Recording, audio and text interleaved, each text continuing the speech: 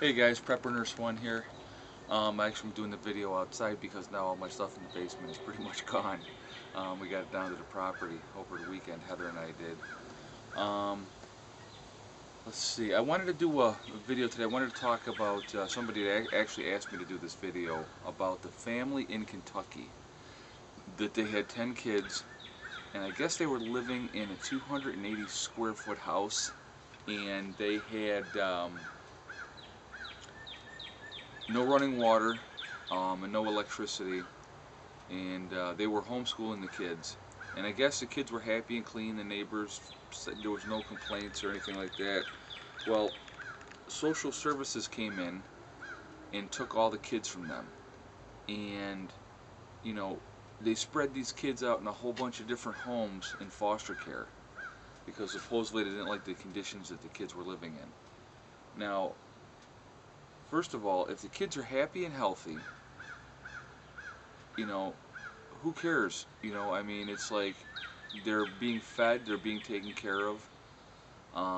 You know, the parents are doing the best that they can. And now, granted, not having any running water and living in such a small place is probably not the best environment, and not having any power at all, but that was their choice. You know, I just don't think that the government should have the right to come in because they don't like the lifestyle that somebody's living and just take their kids. So, I mean, I believe that's 100% wrong, especially if they're healthy and happy.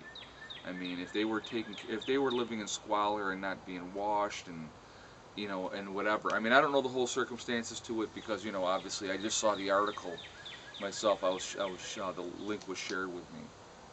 But, you know, that's the nanny state at work. And so it's just, to me, that's just insane. I mean, that they would come in and just take these people's kids and put them all in foster care and not even together. They spread them out over a bunch of different families. So, you know, that's wrong. That's not right. I mean, I couldn't even imagine having Eddie and Heather taken away and put in different homes. That's just insanity. But anyway, so that's yeah, that wasn't. That's just not right. That they can just come in and do whatever they want for their own reasons and their own agenda. I also want to talk about this weekend we moved a lot of stuff down to the property, and it was a lot of work. And sometimes the old body reminds me that I'm not 25 anymore. I was pretty sore the next day, I gotta tell you that, and I'm real glad to have Heather's help with getting down there what we got down.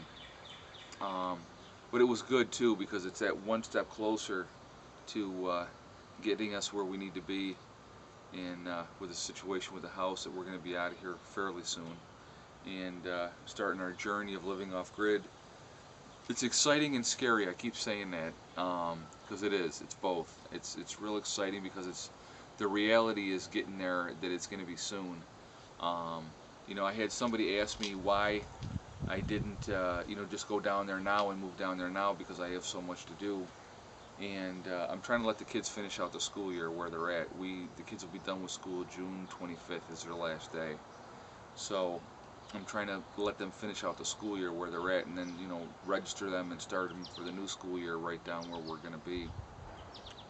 And so that's what the game plan is with that.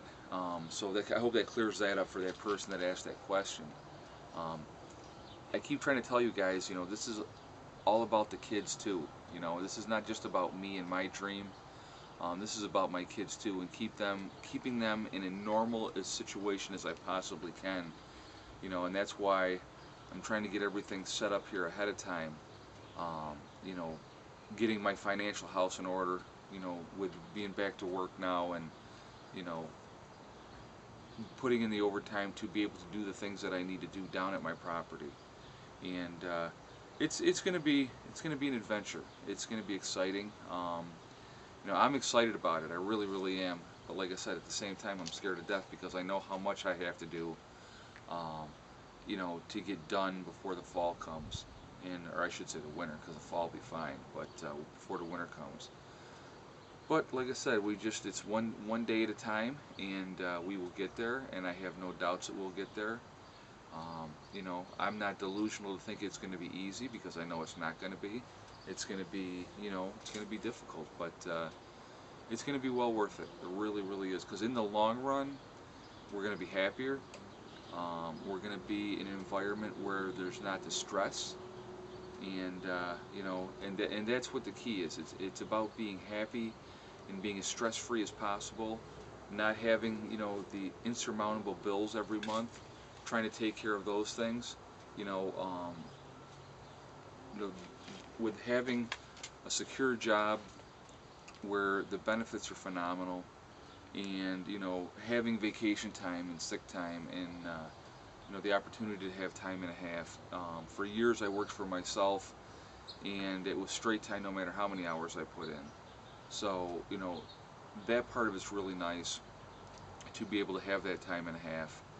And but like I said, it will all come together, and I know it will. I mean, it's like, people, there's too many pessimistic people out there. You need to be positive and just watch and see, because it will come together.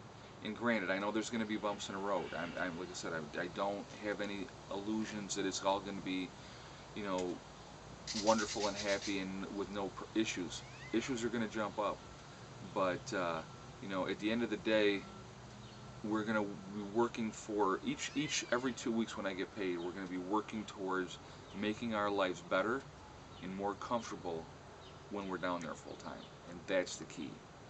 That is the key. And I'm going to have the time every day if I need to take an hour and do chainsaw work and cut wood.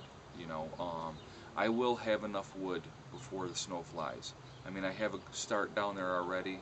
I think I showed you in the last video, that one pile, a little pile that I have stacked up, and then I have other wood by the house.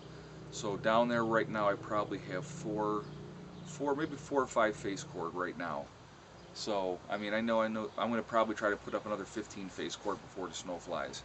But I have all that wood down. It's already seasoned because it's been down for almost 2 years now. It's a matter of zipping it up. But like I said, when I'm down there full time, I'm going to be able to work on that as well. Plus, when I have my 3 days off, I can focus on building and doing what I need to do, and even every day working on something. So, and it's like I said, I'm going to share this whole journey with you, the highs, the lows, and let you guys see what's happening.